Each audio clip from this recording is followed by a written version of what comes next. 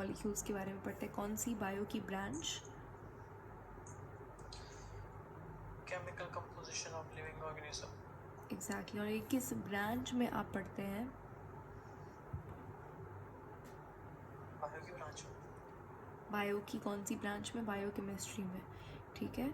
और उसके बाद हमने देखा कि लिविंग ऑर्गेनिज्म के अंदर ऑर्गेनिक कंपाउंड्स भी होते हैं और इनऑर्गेनिक कंपाउंड्स भी होते हैं। ऑर्गेनिक का मतलब ये जिसके अंदर हाइड्रोकार्बन हो, यानी कि कार्बन प्लस हाइड्रोजन, कोई और एलिमेंट भी हो सकता है साथ में। बायोमॉलिक्यूल की जब आप बात करते हैं तो बायोमॉलिक्यूल का मतलब ये है कि आप ऑर्गेनिक कंपाउंड्स को पढ़ रहे हैं। सिर्फ ऑर्गेनिक कंपाउंड्स को आप बायोमॉलिक्यूल में डिस्कस करते हैं, ठीक है। वो ऑर्गेनिक कंपाउंड जो आपको लिविंग ऑर्गेनिज्म में मिलेगा उसे आप बायोमॉलिक्यूल कहते हैं। अब ऐसी बात नहीं है कि इनऑर्गेनिक कंपाउंड होता ही नहीं है, बिल्कुल होता है। इनऑर्गेनिक कंपाउंड भी होता है हमारी बॉडी में। बल्कि अगर आपको क्वेश्चन आए, बताइए एक मेमेलियन सेल, हमारे सेल के अंदर इनऑर्गेनिक कंपाउंड ज़्यादा है या फिर organic compound? Organic. Are you sure? Organic? Inorganic मैंने बताया था।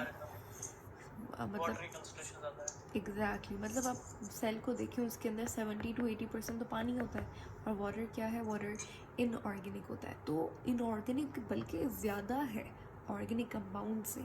लेकिन बायोमॉलिक्यूल में आप ऑर्गेनिक कंपाउंड्स को पढ़ते हो जो कि लिविंग ऑर्गेनिज्म में पाए जाते हैं। उसके बाद मैंने आपको टर्म्स बताई थी कि हमारी बॉडी के अंदर जितना भी केमिकल रिएक्शन हो रहा है उसको सम करके हम जो वर्ड यूज़ करते हैं वो करते हैं किसका?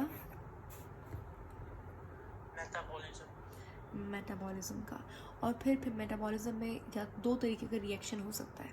एक वो जहाँ पे चीज़ें टूट रही हैं, एक वो जहाँ पे बन रही है। तो जहाँ पे ब्रेक डाउन हो रहा है दैट इज कैटाबॉलिज्म, और जहाँ पे फॉर्मेशन हो रही है किसी चीज़ की, कोई प्रोडक्शन हो रही है कोई न्यू सब्सटेंस की, तो वो क्या होता है आपके पास? एनाबॉलिज्म। एग्जैक्टली, ठीक हो गया। तो उसके बाद हमने देखा था कि न्यूक्लियोप्लाज्म साइटोप्लाज्म मिलकर प्रोटोप्लाज्म बनाते हैं। इसमें 70 to 80% पानी होता है जो कि इनऑर्गेनिक है। तो वाटर एक बायोमॉलिक्यूल नहीं है। देन देखें, अब मॉलिक्यूल एलिमेंट से मिलकर बनता है। हमारे पास पीरियोडिक टेबल में टोटल 118 एलिमेंट्स हैं, जिनमें से 92 नेचुरली, आपको कुदरत के अंदर नेचुरली जो एलिमेंट्स मिलते हैं वो कितने हैं? 92। इन 92 एलिमेंट्स में से सिर्फ और सिर्फ 16 एलिमेंट्स ऐसे हैं जो कि बायो एलिमेंट्स कहलाते हैं। यानी कि जितने भी लिविंग ऑर्गेनिज्म, चाहे वो बैक्टीरिया क्यों ना हो, वो प्लांट्स क्यों ना हो, प्रोकैरियोट, यूकैरियोट, ह्यूमन, मैमल्स, कुछ भी, उनके अंदर जितना भी एलिमेंट होगा वो ये 16 एलिमेंट्स में से होगा, ठीक है। कोई मुश्किल बात नहीं है इसमें। अच्छा, अब ये जो 16 एलिमेंट्स हैं, अब इसमें ऑफ कोर्स कोई एलिमेंट ज़्यादा है, कोई कम है, कोई बहुत कम है। तो इन 16 एलिमेंट्स में से 6 एलिमेंट्स हमारे पास मेन एलिमेंट्स हैं। ये 6 एलिमेंट्स बाकी सबके बॉस हैं, क्योंकि ये सबसे ज़्यादा क्वांटिटी में पाए जाते हैं लिविंग ऑर्गेनिजम्स के अंदर। यहाँ पर ना सिर्फ मैं अपने ह्यूमन की बात कर रही हूँ, लेकिन प्लांट वगैरह के अंदर भी ये 6 एलिमेंट्स जो हैं वो मेन एलिमेंट्स हैं। इन्हें हम बायो मेजर एलिमेंट्स भी कहते हैं। मेजर क्यों? क्योंकि ये ज़्यादा क्वांटिटी में होता है, ठीक है। और 16 में से 6 निकाल दें, कितने बचेंगे आपके पास? 10। पीछे जो 10 एलिमेंट्स बचे वो भी बायो एलिमेंट्स हैं। देखो, है तो वो भी बायो एलिमेंट्स, लेकिन वो मेजर का ऑपोजिट क्या होता है? माइनर। तो वो क्या होंगे? Minor elements. Bio minor elements. इसमें कोई मुश्किल बात नहीं, यहाँ तक समझ आ गया? उसके बाद हमने देखा था कि अच्छा, अगर आपसे पूछा जाए इन 6 ये कौन कौन से? ऑक्सीजन, कार्बन, हाइड्रोजन, नाइट्रोजन और फॉस्फोरस, कैल्शियम। ये कैल्शियम है। इन 6 एलिमेंट्स में से बताइए सबसे ज़्यादा कौन सा पाया जाएगा ह्यूमन बॉडी के अंदर या फिर किसी भी लिविंग ऑर्गेनिज्म? सबसे अबंडेंट बायो एलिमेंट कौन सा होगा? ऑक्सीजन, ठीक है। कार्बन उसके बाद आता है, ऑक्सीजन पहले है। ऑक्सीजन की परसेंटेज 65% होती है। मतलब यार, कैन यू बिलीव इट्स 65%, बहुत ज़्यादा है। उसके बाद कार्बन आता है, उसके बाद हाइड्रोजन आता है, फिर नाइट्रोजन, फिर कैल्शियम, फिर फॉस्फोरस। ये सीरीज़ होती है। सबसे ज़्यादा कौन सा है? ऑक्सीजन है। तो ये 6 बायो एलिमेंट्स आपको फिंगर टिप्स पे याद होने चाहिए, ठीक है, इनको आपने याद करना ही करना है। यहाँ तक बात समझ आ गई थी? Yes, ma'am. अब हम लोग बात करेंगे थोड़ा सा वाटर के बारे में, ठीक है।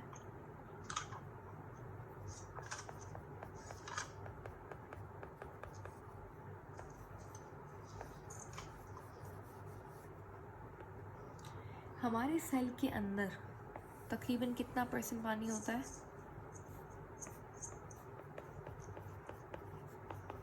70-80%. एग्जैक्टली तकरीबन 70 to 80%। किसी बुक में 70% लिखा हुआ होता है, किसी के अंदर 80% लिखा हुआ होता है, ठीक है। तो 70 to 80% परसेंटेज होती है किसकी? पानी की, हमारे सेल के अंदर, प्रोटोप्लाज्म के अंदर, ठीक हो गया। तो अब क्योंकि ये सबसे ज़्यादा पानी जो है हमारे सेल के अंदर मिलता है, अब ये ना सिर्फ मैं ह्यूमन की बात कर रही हूँ, यहाँ पे हम बैक्टीरिया की भी बात करें, बैक्टीरिया के अंदर भी 70 to 80% पानी होता है। आप मैमेलियन सेल की बात कर लें, यूकैरियोटिक सेल, किसी भी यूकैरियोटिक सेल की बात कर लें, सबसे अबंडेंट जो चीज़ होती है, हाँ प्लांट्स में भी बिल्कुल। तो कोई भी यूकैरियोटिक सेल आप ले लें, आप फंजाई की बात, तो जो वाटर की कंसंट्रेशन होती है वो सबसे ज़्यादा होती है, ठीक हो गया। अब इसीलिए क्योंकि वाटर सबसे ज़्यादा होता है तो हम लोग वाटर को थोड़ा सा इसकी प्रॉपर्टीज़ को डिस्कस कर लेते हैं। इसकी क्या ख़ास चीज़ें हैं जो आपको थोड़ी बहुत पता होनी चाहिए।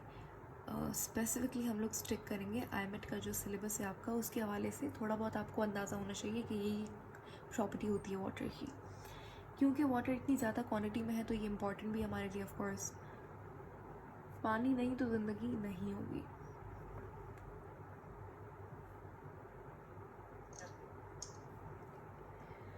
तो शुरू करते हैं हम लोग वाटर को डिस्कस करना। सबसे पहले तो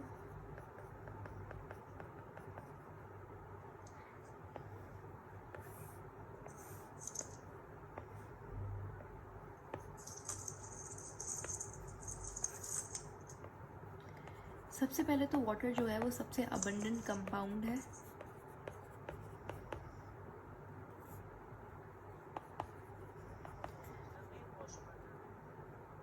सॉरी,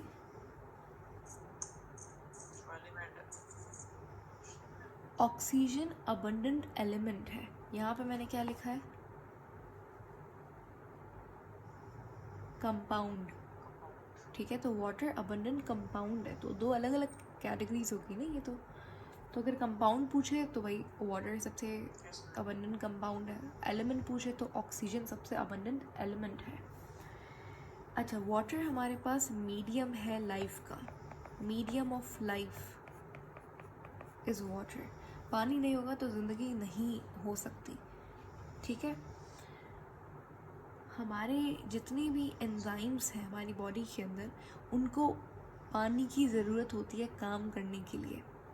बहुत सारे मेटाबॉलिक एक्टिविटीज़ हैं जो कि पानी के बिना नहीं हो सकते। मैंने आपको बताया था, जैसे फॉर एग्जांपल हमारे अंदर जो बायो मॉलिक्यूल्स होते हैं, जैसे कि मैं आपको एक एग्जांपल देती हूँ प्रोटीन का, ठीक है। प्रोटीन का मोनोमर क्या होता है? प्रोटीन किससे मिलकर बनता है?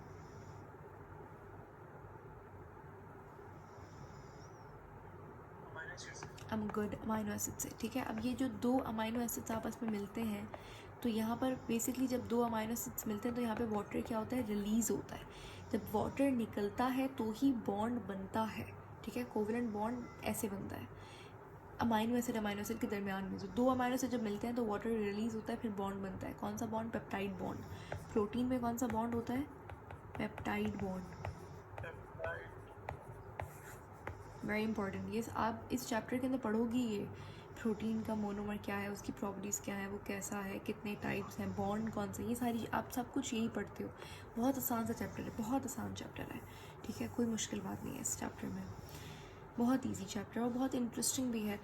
थोड़ी नहीं बल्कि बहुत ज़्यादा केमिस्ट्री है इस चैप्टर के अंदर, क्योंकि ऑफ कोर्स मैंने पहले ही बता दिया था ये बायोकेमिस्ट्री का एक टॉपिक है। बायोकेमिस्ट्री का एक पूरा बायोकेमिस्ट्री बेस्ड ही बायोमॉलिक्यूल्स पे करती है। खैर वापस आते हैं टॉपिक पे। प्रोटीन किससे मिलकर बनता है? अमाइनो एसिड से। अमाइनो एसिड को आपस में मिलने के लिए पानी को रिलीज़ करवाना पड़ता है, ठीक है। अब अगर मुझे इस बॉन्ड को तोड़ना है, अभी बॉन्ड बना, जब बॉन्ड बना तो पानी रिलीज़ हुआ, जब मैं ये बॉन्ड तोड़ूंगी, यहाँ पे अगर मुझे बॉन्ड तोड़ना है तो हम क्या करेंगे, पानी को ऐड करवाएंगे।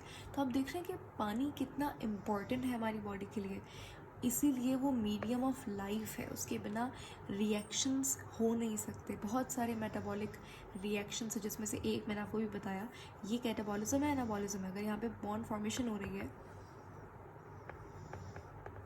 एनाबॉलिज्म। एग्जैक्टली तो ये क्या हुआ, ये एनाबॉलिज्म हो गया। अगर यहाँ पे मैं बॉन्ड तोड़ रहे हैं तो ये कैटाबॉलिज्म हो गया। जब प्रोटीन का बॉन्ड बनता है तो वाटर रिलीज होता है, जब प्रोटीन का बॉन्ड टूटता है तो आप वाटर को ऐड करवाएंगे, तभी बॉन्ड टूटेगा। सही है। प्रोटीन का बॉन्ड टूट के क्या बन जाएगा? प्रोटीन का देखें, सिंपल सी बात है, ये अमाइनो एसिड की चेन है, ठीक है। अगर यहाँ से हम लोग बॉन्ड तोड़ेंगे तो ये अमाइनो एसिड अलग हो गया, ये अलग हो गया। तो जब अमाइनो एसिड मिलेगा तो ये क्या बनाएगा, ये प्रोटीन बनाएगा। लेकिन अगर मैं यहाँ पे उल्टा कर दूँ, इस रिएक्शन को कैटाबॉलिज्म करवा दें प्रोटीन को तोड़ दें, तो क्या होगा, सेम ही रिएक्शन होगा, अमाइनो एसिड अलग हो जाएगा। यस। ठीक हो गया। अच्छा, उसके बाद अगर आप बात करें वाटर की और अच्छे से डिटेल में, तो यहाँ पे हम स्पेस है, यहाँ पे यूटिलाइज करते हैं इसको। देखिए, वाटर एक इतना इम्पॉर्टेंट कंपाउंड है सारे लिविंग ऑर्गेनिजम्स के लिए।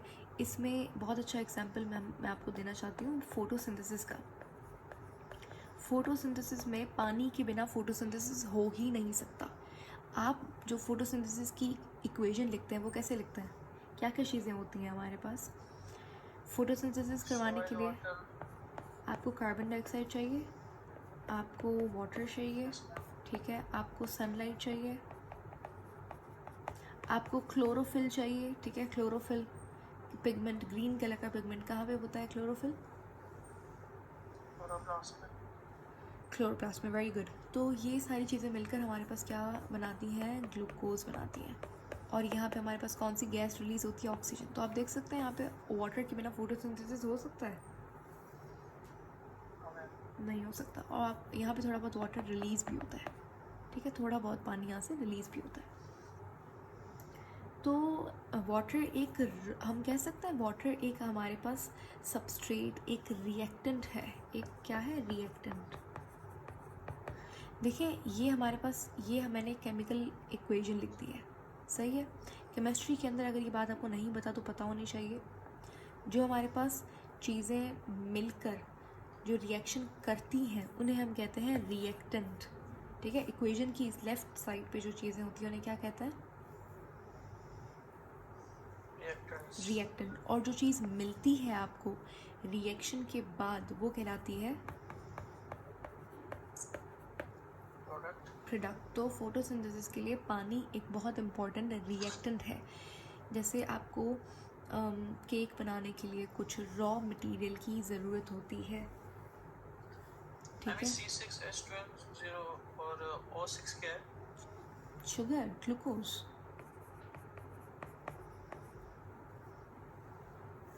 ये फॉर्मूला आपको याद होना चाहिए, ये तो बहुत ही सिंपल सा फॉर्मूला, मतलब आपको याद होना चाहिए।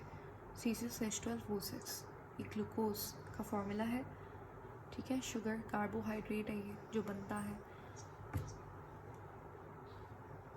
अच्छा, उसके बाद हमारे पास आपको पता है, अब जैसे मैंने आपको बताया था कि कुछ सेल्स के अंदर माइटोकॉन्ड्रिया ज़्यादा होता है, कुछ के अंदर कम होता है। मसल सेल्स के अंदर माइटोकॉन्ड्रिया ज़्यादा होगी क्योंकि वहाँ पे एनर्जी की ज़रूरत ज़्यादा होती है, ठीक है। उसी तरीके से किसी किसी सेल के अंदर पानी की कंसनट्रेशन, पानी की क्वांटिटी ज़्यादा होती है, कुछ सेल्स के अंदर पानी की कंसनट्रेशन क्या होती है, कम होती है। तो अब मैं आपको एग्जांपल देने लगी हूँ। अब यहाँ पे अगर हम बात करें, ये क्या है, नहीं ये ब्रेन है क्लाउड से ये ब्रेन है, ठीक है। ब्रेन हमारे दिमाग के अंदर, अब मैं ब्रेन सेल की बात कर रही हूँ, ठीक है। ब्रेन सेल के अंदर 85% पानी होता है। ब्रेन के अंदर 85% ओवरऑल दिमाग की बात करें तो ब्रेन के अंदर 85% पानी होता है, सही है। यहीं पे अब डिफरेंस देखिएगा, यहीं पे अगर हम एक ये क्या है हमारे पास, बोन, बोन के अंदर पानी की कंसंट्रेशन कम होती है, कितनी होती है? 20%। डिफरेंस चेक करें। अब मैं यहाँ पे एक एग्जांपल ले लेते हैं हम लोग, जैसे ये हमारे पास कौन सी फ़िश है? एग्जैक्टली आपको पता है जेली फ़िश जो होती है उसके अंदर बहुत ज़्यादा क्वांटिटी में पानी होता है, बल्कि फन फैक्ट ये है कि जेली अब ये आपको याद, आईमेट के लिए ये परसेंटेज आपको याद करने की ज़रूरत नहीं है, नॉट इम्पॉर्टेंट, लेकिन आपको पता होना चाहिए कि अच्छा किसी किसी सेल में पानी कम है, किसी के अंदर ज़्यादा है, बोन सेल के अंदर कम है, ब्रेन के अंदर ज़्यादा है, जेली फ़िश के अंदर बहुत ज़्यादा पानी होता है। आपको पता है जेली फ़िश की जो 99% बॉडी है वो वाटर की बनी हुई होती है। कितनी मज़े की बात है एंड स्ट्रेंज वियर्ड बात है, 99% वाटर की बनी हुई होती है इसकी बॉडी। आईमेट के लिए आपको ये परसेंटेज नहीं याद करनी, ठीक है? तो ये इम्पॉर्टेंट नहीं है, लेकिन आपको पता होना चाहिए, आइडिया होना चाहिए। अच्छा, लेकिन जो भी अगर MD-CAT के लिए आप प्रिपेयर कर रहे हो तो फिर उस केस के अंदर ये परसेंटेज आपके पास पंजाब बुक के अंदर गिवन है, ठीक है? इवन सिंध बुक बोर्ड के अंदर भी ये परसेंटेज गिवन है। आईमेट के लिए आपको ये परसेंटेज याद करने की ज़रूरत नहीं है। खैर, फिर भी आपको पता होना चाहिए कुछ सेल के अंदर पानी ज़्यादा होता है, जैसे ब्रेन के अंदर, बोन के अंदर कम होता है। अच्छा, उसके बाद हमारे पास पानी जो है, मैंने आपको थोड़ा सा कॉन्सेप्ट का आइडिया दिया था पोलर नॉन पोलर कंपाउंड का, रिमेंबर? Yes, ma'am. तो पोलर कंपाउंड्स क्या होते हैं और नॉन पोलर कंपाउंड्स क्या होते हैं?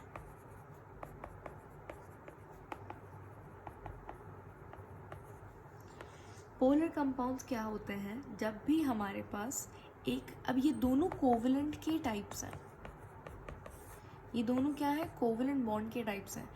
पोलर कंपाउंड भी कोवलेंट होता है, नॉन पोलर कंपाउंड भी कोवलेंट होता है। पोलर कंपाउंड वो होता है जिसके ऊपर ऐसा कोवलेंट कंपाउंड जिसके ऊपर पार्शियल नेगेटिव चार्ज आ जाए, जैसे कि H2O का जो ये ऑक्सीजन है, देखिए एक प्रॉपर्टी होती है, इसको कहते हैं इलेक्ट्रोनेगेटिविटी।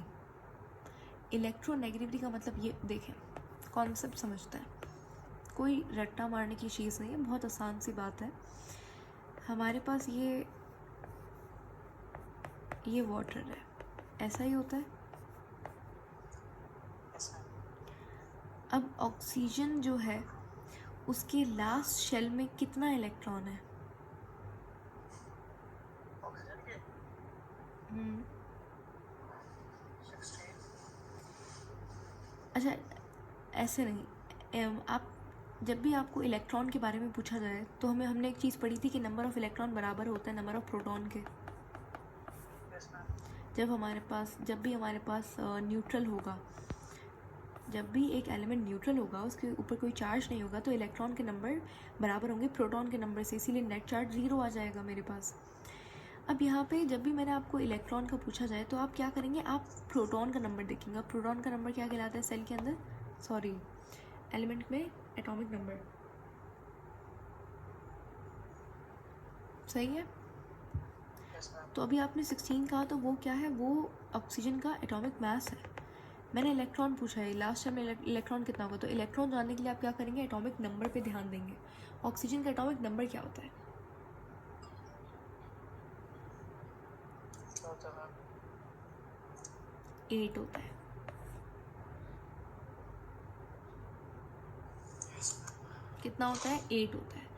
अब देखें, ऑक्सीजन के शेल्स बनाए, ये हमने सीखा था। ये न्यूक्लियस है, ये फर्स्ट शेल है और ये सेकंड शेल है। फर्स्ट शेल को K शेल, सेकंड को L शेल बोल दिया। इसके अंदर और भी आ सकता है। अब ये 8 इलेक्ट्रॉन है इसके पास। कितने? Yes, ma'am. 8 इलेक्ट्रॉन। 8. तो अब ये इलेक्ट्रॉन फिल करें, पहले शेल के अंदर कितने इलेक्ट्रॉन्स आते हैं? मैक्सिमम 2. 2। Very good. तो 8 में से 2 गए, पीछे कितने बचे? 6. 6 इलेक्ट्रॉन मेरे पास बचे। तो 6 इलेक्ट्रॉन कहाँ चले गए? बाहर। 1 2 3 4 5 6। मैंने कहा था कि एक एलिमेंट कब स्टेबल होता है? जब उसके लास्ट शेल के अंदर, उसके वैलेंस शेल में कितने इलेक्ट्रॉन्स आए?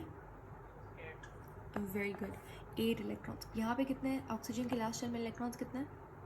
6. 6। इसको कितने इलेक्ट्रॉन्स चाहिए स्टेबल होने के लिए?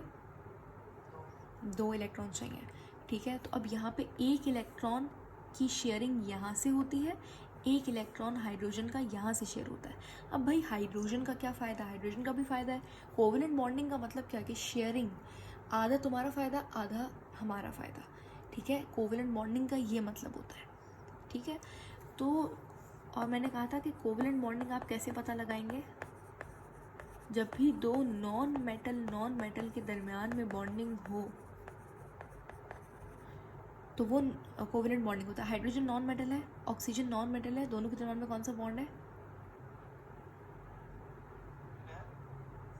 जी?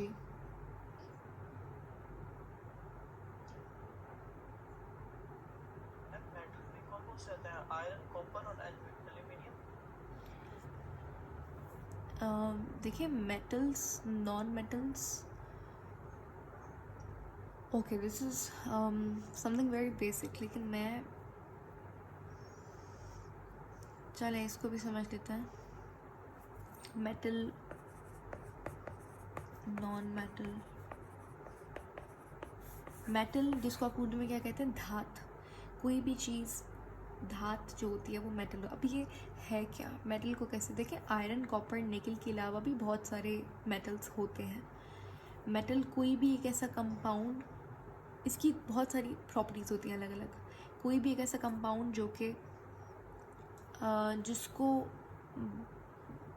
फॉर एग्ज़ाम्पल जिसको आप हैमर करेंगे तो उसमें साउंड प्रोड्यूस हो, एको हो, तो वो मेटल है। जैसे आयरन है, ठीक है, आयरन का हमने एक प्लेट ली, उसके ऊपर मैंने एक बेल बजाया तो क्या होगा, आवाज़ गूंजेगी, ऐसा ही है। वो तो कोई कान में थप्पड़ मारे तभी तो आवाज पहुंचती है। लेकिन हम मेटल्स, नॉन मेटल्स की बात करें ना, वो सब्सटेंस थोड़ी है, वो कोई एलिमेंट थोड़ी है। Yes ma'am. तो मेटल क्या एलिमेंट होता है, ये दोनों ही एलिमेंट्स हैं। मेटल वो, अभी जस्ट मैंने आपको एक प्रॉपर्टी बताई है, उसकी हज़ारों ऐसी चीज़ें हैं जो कि चाहे वो साउंड प्रोड्यूस करें लेकिन वो मेटल नहीं है। फॉर एग्जांपल प्लास्टिक, अगर कोई आप हार्ड प्लास्टिक लें, उसके ऊपर अगर आप करें तो उसमें भी साउंड प्रोड्यूस होगा, लेकिन वो मेटल तो नहीं है। Plastic is not a metal. लेकिन उसमें से मेटल की बहुत सारी प्रॉपर्टीज़ होती हैं, मैंने जस्ट आपको एक बताई है, एक ही करके उस पर बात करते हैं। तो मेटल, जैसे बेल का साउंड होता है ना, वो पूरा कानों में एको होता रहता है। तो मेटल के ऊपर जब आप मारेंगे तो वो वैसा साउंड प्रोड्यूस करेगा, बेल लाइक। दूसरी बात ये कि मेटल्स कंडक्टर्स होते हैं, उनमें से इलेक्ट्रिसिटी क्या होती है, कंडक्ट होती है, पास होती है। अगर हम लोग रबर के जूते क्यों पहनते हैं, जब भी हमें फॉर एग्ज़ाम्पल आपने देखा होगा बारिश में जो लोग इलेक्ट्रिसिटी टावर्स को ठीक कर रहे होते हैं, उन्होंने रबर का चीज़ें पहनी हुई होती हैं, उन्होंने प्लास्टिक की चीज़ें पहनी हुई होती हैं। या फिर ऐसा होता है बारिश के अंदर, क्योंकि करंट जो है वो आसानी से कंडक्ट हो जाता है, हर तरफ पानी होता है और पानी इज़ अ गुड कंडक्टर। लेकिन पानी इज़ नॉट एन एलिमेंट, तो पानी ना तो मेटल है ना तो नॉन मेटल है, वो कंपाउंड में आ जाता है, ठीक है। ये हम लोग एलिमेंट्स की बात कर रहे हैं। तो आपने देखा होगा हम लोग रबर को यूज़ करते हैं, लकड़ी को यूज़ करते हैं, क्योंकि उसमें से इलेक्ट्रिसिटी पास नहीं होती, ये तो देखा होगा, राइट। Yes ma'am. तो मेटल वो होता है जो इलेक्ट्रिसिटी को कंडक्ट करे, इलेक्ट्रिसिटी को, हीट को कंडक्ट करे, सही है। आप फॉर एग्ज़ाम्पल खाना बनाते वक्त हम लोग जब कोई स्टील का चम्मच होता है या फिर कोई भी आप लैडल ले लेते हैं, करछी यानी कि, तो if you have like the spoon which is made from metal, तो उसके अंदर क्या होता है कि हीट जो है वो ट्रैवल पास ऑन होती है एटम टू एटम। और अगर आप थोड़ी देर के लिए, जैसे फॉर एग्जांपल मेरे पास ये एक पॉट है, नीचे आग जल रही है, यहाँ पे आपने चम्मच रख दिया, सही है। तो जो कांटेक्ट में पार्ट है इस आग से, जो करीब हिस्सा है वो स्पून का, वो ये है, लेकिन थोड़ी देर बाद चम्मच यहाँ से भी गर्म हो जाता है। क्यों? क्योंकि मेटल, अगर वो चम्मच मेटल का बना हुआ है तो उसमें हीट क्या होती है, पास ऑन होती है, हीट कंडक्ट होती है, ऐसा ही होता है। Yes, ma'am. अगर मैं इस स्टील या फिर कोई सी भी नॉन मेटल चीज़ का चम्मच यूज़ करूं, जैसे कि अगर हम लोग वुड का इस्तेमाल करते हैं, लकड़ी का बना हुआ एक लैडल है, ठीक है, तो क्या आपको लगता है कि वो गर्म होगा? No, ma'am. नहीं होगा, क्योंकि वो कंडक्टर नहीं है। वुड में से ना तो इलेक्ट्रिसिटी पास होगी ना तो हीट पास होगी। तो मेटल, अब ये मेटल को पहचाने जाने वाली एक चीज़ है, एक प्रॉपर्टी है। इसी तरीके से मेटल क्या होता है, मेलेबल होता है। मेलेबल का मतलब क्या है कि वो आसानी से आप किसी भी शेप में कन्वर्ट कर सकता है। आपने देखा होगा वायर्स बनती हैं, मेटल की बहुत सारी चीज़ें बनती है, तो मेटल को आप एक शेप दे सकते हैं, किसी भी शेप में कन्वर्ट कर सकते हैं, तो इसको, इस प्रॉपर्टी को बोलते हैं मेलेबल होता है मेटल। इसके अलावा सबसे इम्पॉर्टेंट चीज़ मेटल वो होता है जो कि इलेक्ट्रॉन्स को हमेशा क्या करता है, डोनेट करता है। नॉन मेटल वो होता है जो कि इलेक्ट्रॉन को एक्सेप्ट करता है। इतनी बस ये आपको याद है तो मतलब आपको पता चल जाएगा कि मेटल है या मेटल नहीं है। जैसे कि मैं अगर बताऊँ सोडियम, अभी आपको पता है सोडियम मेटल है या नॉन मेटल, पहले से पता है, येस और नो? No, ma'am. नो। अब आप खुद बताएंगे मुझे कि मेटल है या नहीं, कैसे, इस प्रॉपर्टी को फॉलो करके। आपने जस्ट ये चीज़ Metal. रट लेनी है कि ये इलेक्ट्रॉन डोनेट कर रहा है या फिर एक्सेप्ट कर रहा है। सोडियम का एटॉमिक नंबर क्या होता है? Sodium का 11। yes, ma'am. 11 इसका एटॉमिक नंबर होता है, 23 इसका एटॉमिक मास होता है। अब इसको इलेक्ट्रॉन्स को अगर आप फिल करेंगे, अब ये देखिए हर दफ़ा इलेक्ट्रॉन्स को आपको फिल करके नहीं दिखाया जाएगा ऑन हायर लेवल, ये आपको चीज़ें आहिस्ता आहिस्ता याद हो जाएंगी इंशाल्लाह, लेकिन you need to work on this and ये चीज़ें आपको पता होनी चाहिए। हर दफ़ा इलेक्ट्रॉनिक कॉन्फ़िगरेशन करना ये बहुत मुश्किल हो जाता है, तो इसीलिए आपको पता होना चाहिए। अच्छा, इसका एटॉमिक नंबर 11 है, इसके लास्ट शेल में याद होना चाहिए, इसके लास्ट शेल में एक इलेक्ट्रॉन है। वो कैसे याद करेंगे, वो हम पीरियोडिक टेबल को समझेंगे तब मैं आपको बताऊँगी। आप देखें, ग्रुप देख के भी बता सकते हैं कि इसके अंदर कितने इलेक्ट्रॉन्स हैं। अगर कोई एलिमेंट पहले ग्रुप में है तो इसका मतलब ये कि उसके लास्ट शेल में एक इलेक्ट्रॉन है। अगर कोई एलिमेंट दूसरे ग्रुप में है, चलें ये बात की बात हम समझेंगे, लेकिन अभी 11 इलेक्ट्रॉन्स है। अच्छा, पहले शेल में कितने इलेक्ट्रॉन्स आ गए, दूसरे में 8. बाकी कितने इलेक्ट्रॉन्स बचते हैं, 3।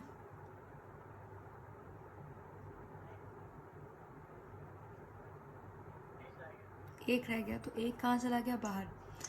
अब इसको बैलेंस होने के लिए, इसको स्टेबल होने के लिए कितने और इलेक्ट्रॉन्स चाहिए,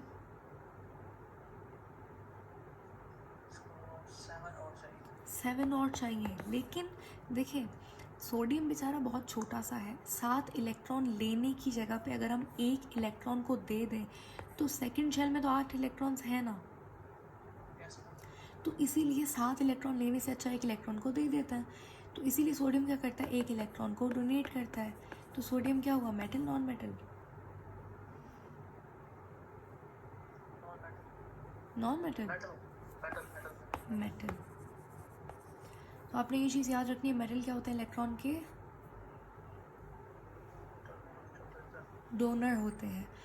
नॉन मेटल्स क्या होते हैं, इलेक्ट्रॉन एक्सेप्टर्स। Yes, ma'am. कहाँ से कहाँ आ गए हम, so going back to, Ma'am, आपका गला खराब है? या थोड़ा बहुत।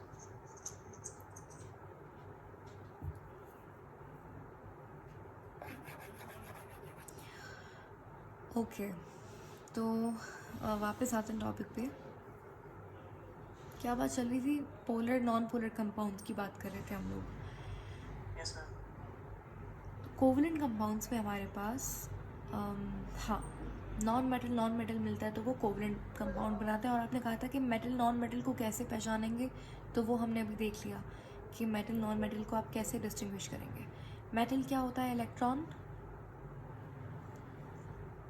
Metal electron donor होता है. Non metal, Acceptor. तो वैसे आप डिस्टिंग्विश करेंगे। अब ऑक्सीजन जो है ये इलेक्ट्रॉन को लेता है, हाइड्रोजन इलेक्ट्रॉन को लेता है, एक्सेप्ट करता है, दोनों नॉन मेटल है।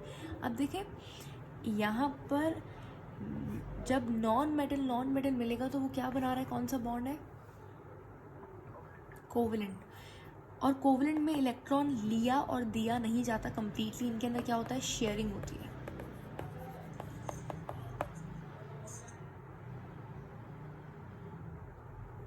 शेयरिंग ऑफ इलेक्ट्रॉन होती है, सही है। तो इसमें ऐसा नहीं है कि ऑक्सीजन जो है वो पूरा कम्प्लीटली इलेक्ट्रॉन को ले लेगा, हाइड्रोजन कम्प्लीटली दे देगा, ऐसा नहीं होता। अच्छा, आयोनिक बॉन्ड क्या होता है, आयोनिक बॉन्ड कब बनता है, जब मेटल और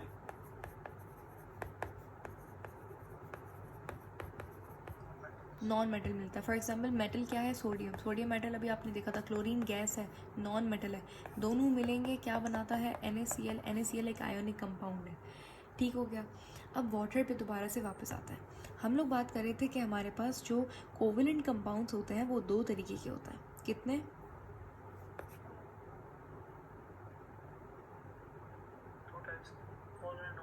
एग्जैक्टली। अब कैसे पता लगा ये पोलर है नॉन पोलर, इसका मतलब क्या है, देखिए हम लोग वाटर की बात कर रहे थे। अब पानी में हमारे पास आप देख सकते हैं ऑक्सीजन को कितने इलेक्ट्रॉन्स की ज़रूरत थी, 7।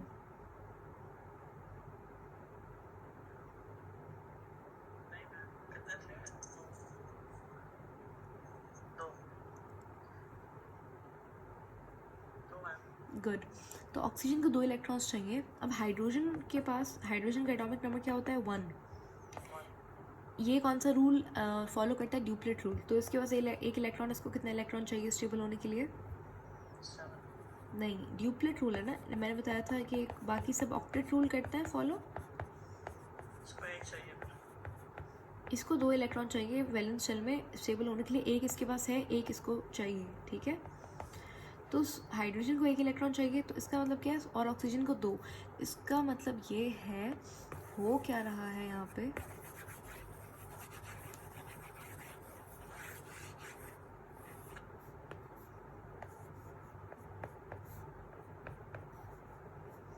कि हमारे पास यहाँ पे ये ऐसा ही होता है। अब हमारे पास ये जो हाइड्रोजन का जो ये इलेक्ट्रॉन है ये यहाँ पे शेयर होता है, ये वाला जो इलेक्ट्रॉन है ये शेयर होता है इस इलेक्ट्रॉन, मतलब ये वाला इलेक्ट्रॉन कभी इसके शेल में होगा, कभी इसके शेल में होगा।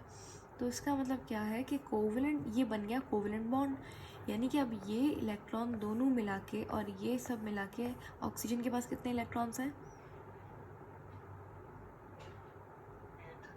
ऑक्सीजन स्टेबल हो गया।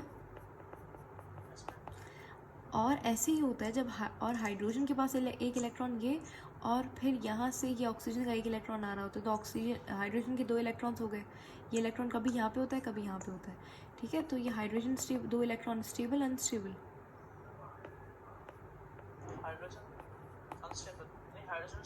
हाइड्रोजन भी स्टेबल हो गया ना, 2 इलेक्ट्रॉन आ गए उसके पास। तो अब देखिए यहाँ पे शेयरिंग हो रही है, शेयरिंग का मतलब क्या, थोड़ा टाइम आपका थोड़ा टाइम हमारा इलेक्ट्रॉन, तो वो ये बिल्कुल, ये एक बहुत ही स्टेबल कंपाउंड है, ठीक है। तो अब यहाँ पे ऑक्सीजन स्टेबल है, हाइड्रोजन स्टेबल है, दोनों खुश हैं, कंपाउंड बन गया। अब यहाँ पे होता क्या है कि अब ये अब इसको हम इस तरीके से बनाते हैं,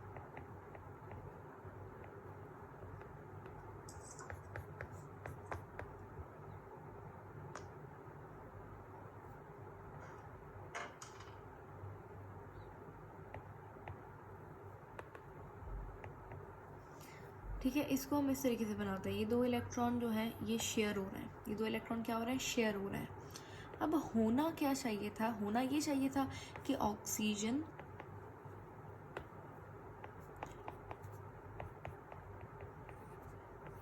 ये 2 इलेक्ट्रॉन के पेयर्स यहाँ पे शेयर हो रहे हैं, ऐसा ही है, ये मैंने डायरेक्ट यहाँ पे बना दिया, सही है। अब होना ये चाहिए था कि ये जो इलेक्ट्रॉन का पेयर है ये बीच में होना चाहिए था ना, आधा ऑक्सीजन का आधा हाइड्रोजन का। अभी जो मैं आपको पढ़ाने चाहिए हूँ टॉपिक, को आपको हमेशा याद रखना है, बहुत इंपॉर्टेंट चीज़ है। केमिस्ट्री का हम लोग पढ़ तो बायो रहे हैं, लेकिन यहाँ पे क्योंकि बायो केमिस्ट्री की ब्रांच है तो आधी से ज़्यादा केमिस्ट्री आ गई है, जैसे मैंने आपको पहले ही कहा था। अब यहाँ पे एक प्रॉपर्टी होती है, हर एलिमेंट को बॉस बनना है, हर एलिमेंट को इलेक्ट्रॉन चाहिए। तो ऐसी एक एलिमेंट की सलाहियत सलाहियत सलाहियत बोलें तो टेंडेंसी बोल सकते हैं आप, एबिलिटी बोल सकते हैं, ठीक है। टेंडेंसी और एबिलिटी टू अट्रैक्ट यानी कि अपनी तरफ खींचना, to attract the shared pair का मतलब क्या है कि भाई जिसकी कोवेलेंट बॉन्डिंग हुई भी है, ये वाला शेयर्ड पेयर है, Yes, sir. इसको शेयर्ड पेयर बोल सकते हैं। तो यानी कि एक एलिमेंट की सलाहियत इस शेयर्ड पेयर ऑफ इलेक्ट्रॉन को अपनी तरफ खींचने की।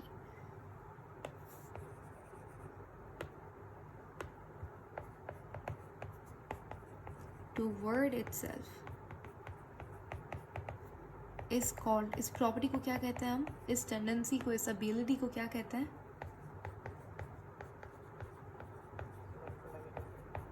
Good, electronegativity. और मैंने आपको बहुत बार पहले बताया, आज मैं पहली बार कॉन्सेप्ट दिया है कि इलेक्ट्रोनेगेटिविटी क्या होती है। इलेक्ट्रोनेगेटिविटी कुछ नहीं, सलाहियत होती है एक एलिमेंट की कोवेलेंट बॉन्ड। ये इलेक्ट्रोनेगेटिविटी का काम कहाँ पे होता है? कोवेलेंट बॉन्ड में होता है, ठीक है। क्योंकि आयोनिक के अंदर क्या हो रहा है, आयोनिक के अंदर शेयर्ड पेयर तो है ही नहीं ना। शेयर्ड पेयर ऑफ इलेक्ट्रॉन कहाँ पे है? कोवेलेंट बॉन्ड में। तो वो सलाहियत एक एलिमेंट की अपनी तरफ खींचने की इलेक्ट्रॉन के शेयर्ड पेयर को, वो कहलाती है इलेक्ट्रोनेगेटिविटी। अब हर एलिमेंट की अपनी सलाहियत होती है, किसी की ज़्यादा किसी की कम, ठीक है। सबसे, अब देखिए, इसी हमारे पास एक पूरा स्केल है। क्या है? एक स्केल जिसके ऊपर वैल्यूज़ लिखी हुई हैं इलेक्ट्रोनेगेटिविटी की। सबसे ज़्यादा जो इलेक्ट्रोनेगेटिविटी की वैल्यू होती है वो कितनी होती है? 4, ठीक है। और 4 किसकी होती है? फ्लोरीन की। ये MCQs हैं, ये आपको पूछ सकता है, ठीक है। IMET वगैरह के लिए भी इम्पॉर्टेंट है ये। सबसे ज़्यादा इलेक्ट्रोनेगेटिव एलिमेंट कौन सा होता है?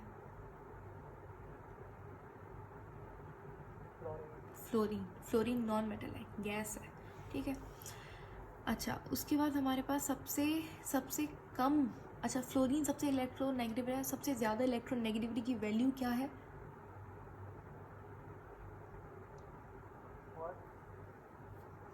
ये लिखी भी है यहाँ पे,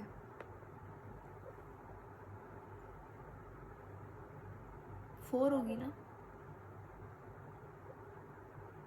सबसे ज़्यादा है। सॉरी, तो आपने कहा फ्लोरीन की इलेक्ट्रोनेगेटिविटी सबसे ज़्यादा है, तो 4 है। हाँ 4 है, 4 सबसे ज़्यादा मैक्सिमम वैल्यू है। अब सबसे कम किसकी है?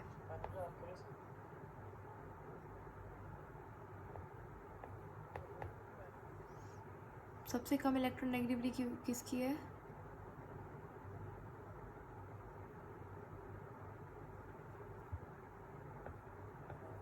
सीजियम की।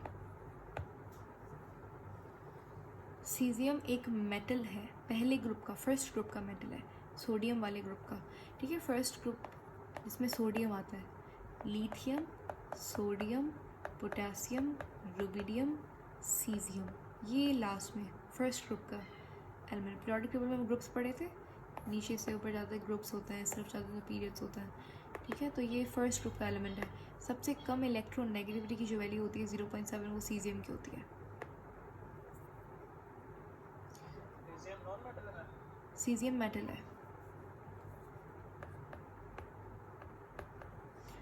फर्स्ट, सारा का सारा फर्स्ट ग्रुप, पूरा का पूरा सेकंड ग्रुप, ये सब मेटल्स हैं, प्योर मेटल्स, ठीक है। सेकंड ग्रुप के अंदर कौन कौन से एलिमेंट्स हैं? बोरॉन नहीं, beryllium, magnesium, calcium, strontium, barium, radium, ठीक है। ये सारे भी क्या हैं? मेटल्स हैं। ये भी मेटल्स हैं। फर्स्ट ग्रुप, सेकंड ग्रुप और third group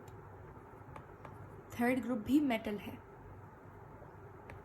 third group boron, aluminium, gallium, indium, thallium, ठीक है। ये भी क्या है? ये भी मेटल्स हैं। तो first group, second group, third group, सारे के सारे क्या हैं? मेटल्स हैं, ठीक हो गया।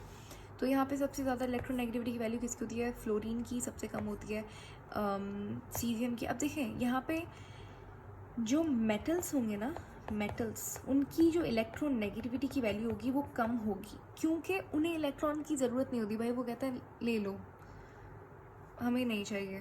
क्योंकि सबसे पहली बात तो कोवेलेंट बॉन्ड बनाता कौन है? कोवेलेंट बॉन्ड बनाते ही नॉन मेटल्स हैं, non metals and non metals, तो उनके दरमियान में कंपटीशन होता है जी। मेटल्स ही बनाते हैं। कोवेलेंट बॉन्ड बनाते हैं मेटल्स, बताएं। डोनेट करेंगे तो डोनेट तो शेयर करवाना। कोवेलेंट बॉन्ड का मतलब क्या है? Sharing of electron. कब बनता है? जब दो नॉन मेटल्स मिलते हैं। मेटल की तो बात ही नहीं की हमने। मेटल और नॉन मेटल मिलेगा, मेटल और नॉन मेटल मिलेगा तो कौन सा बॉन्ड बनेगा? आयोनिक बनेगा। अच्छा, कोई और सवाल है यहाँ पे आपके पास? अगर मुझे सवाल है कि अगर ये भी तो हो सकता है मेटल और मेटल मिल जाए, दो मेटल्स आपस में मिल जाए, इसमें कौन सी बॉन्डिंग होगी? आयोनिक, कोवेलेंट या कोई और?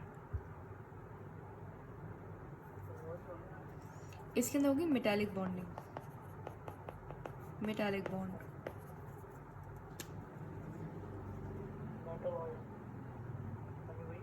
नहीं, मेटलॉइड अलग चीज़ होती है। मेटलॉइड कहते हैं एक ऐसे एलिमेंट को जो कि आधा मेटल हो आधा नॉन मेटल, बीच का, ठीक है? ना तो वो पूरा मेटल है ना तो पूरा नॉन मेटल है, वो मेटलॉइड कहलाता है। जैसे कि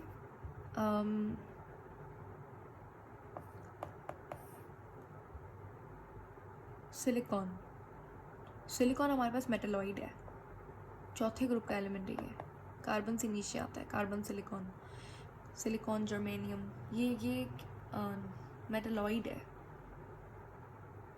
मेटलॉइड क्या होता है? जिसकी आधी प्रॉपर्टी मेटल हो आधी नॉन मेटल, ठीक है? तो अब यहाँ पे हर एलिमेंट की अपनी वैल्यू होती है। अब मैं आपको बता रही हूँ ऑक्सीजन की जो इलेक्ट्रोनेगेटिविटी वैल्यू होती है वो तकरीबन इसको कंफर्म कर लीजिएगा 3.0 या फिर 3.5 होती है। आई गेस क्लोरीन की 3.0 है, ऑक्सीजन की 3.5 है, हाइड्रोजन की 2.1 है।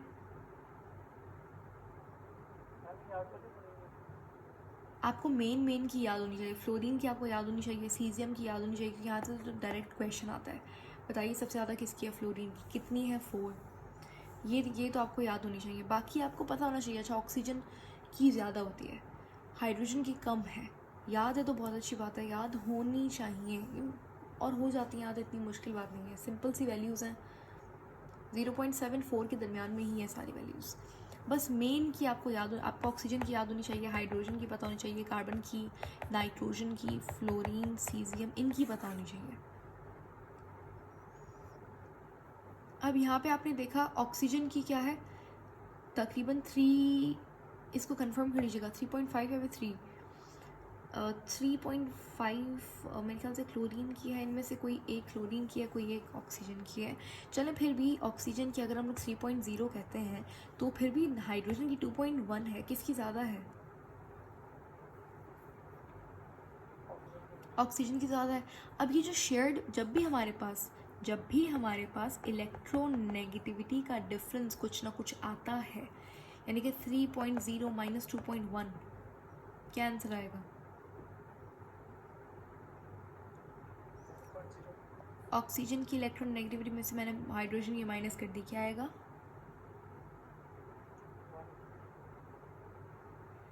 1।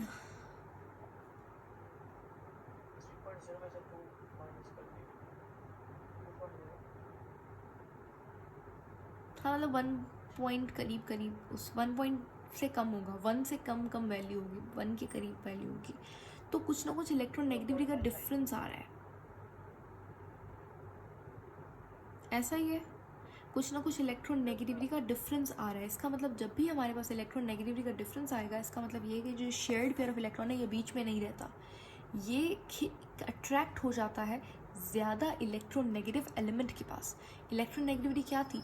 अपनी तरफ शेयर्ड पेयर को खींचने की सलाहियत। तो ऑक्सीजन क्या करता है, ऑक्सीजन कहता है भाई ये जो शेयर्ड पेयर ऑफ इलेक्ट्रॉन है ये यहाँ से यहाँ आ जाता है ऑक्सीजन के करीब।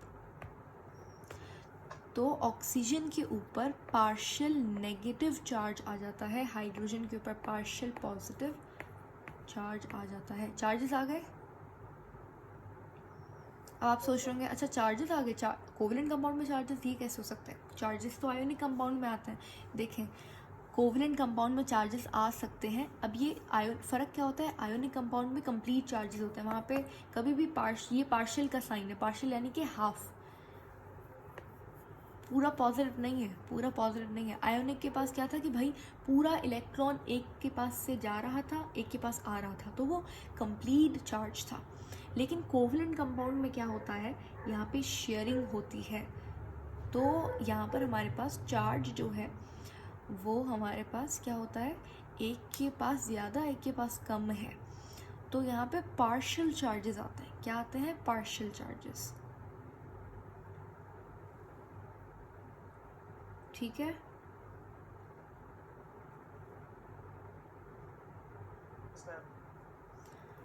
ओके तो यहाँ पे ऑक्सीजन पे पार्शियल नेगेटिव, इसके ऊपर पार्शियल पॉजिटिव, जहाँ पे भी पार्शियल चार्जेस आ जाएं तो इस कंपाउंड को, इस कोवलेंट कंपाउंड को हम क्या कहते हैं?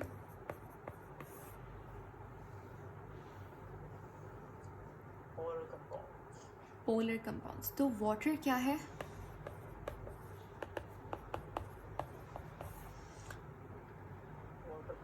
वाटर एक पोलर कोवलेंट कंपाउंड है। हमेशा याद रखिएगा पोलर कंपाउंड में पोलर कंपाउंड ही डिज़ोल्व होगा। पोलर कंपाउंड में आयोनिक कंपाउंड डिज़ोल्व हो सकता है, लेकिन पोलर में नॉन पोलर डिज़ोल्व होना मुश्किल होता है। इसका मतलब क्या कि अगर मैं पानी में सॉल्ट डालूं तो वो आसानी से घुल जाएगा उसमें, ऐसा ही है। लेकिन अगर हम पानी में ऑयल डाल दें जो कि नॉन पोलर कंपाउंड है तो ये डिज़ोल्व नहीं होगा। पानी में हम लोग पेट्रोलियम डाल दें तो वो भी डिज़ोल्व नहीं होगा। सही है,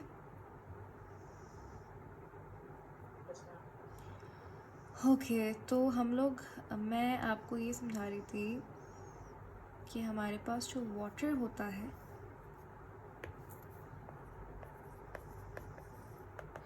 वो क्या है, वो एक पोलर कंपाउंड है।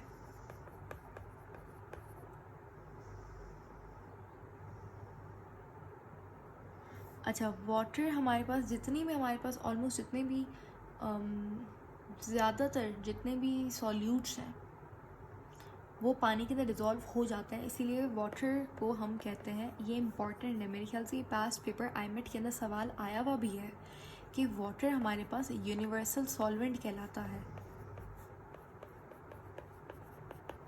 यूनिवर्सल यानी कि सबसे ज़्यादा जिसके अंदर चीज़ें डिज़ोल्व हो जाए अच्छे से, वो यूनिवर्सल सॉल्वेंट। सॉल्वेंट क्या होता है, डू यू नो?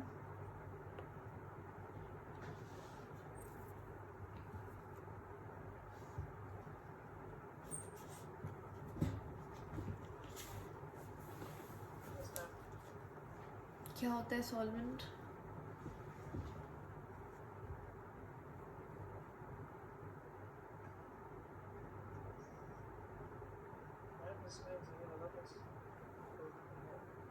ज़्यादा कम की बात नहीं है, एक जैसे जैसे एग्जाम्पल से समझते हैं, कोई भी चीज़ जिसके अंदर आप किसी चीज़ को डिज़ोल्व कर रहे हैं वो सॉल्वेंट होती है।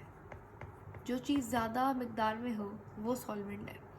ठीक है, जैसे मैंने यहाँ पे पानी ले लिया तो ये एक सॉल्वेंट है। हमने इसके अंदर थोड़ा सा नमक डाल दिया NaCl, तो ये क्या है, ये सॉल्यूट है। सही है,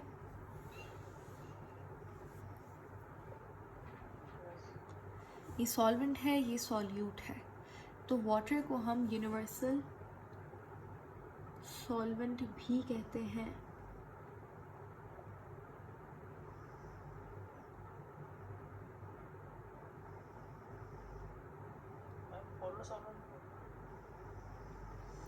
हाँ आप कह सकते हैं water is a polar solvent.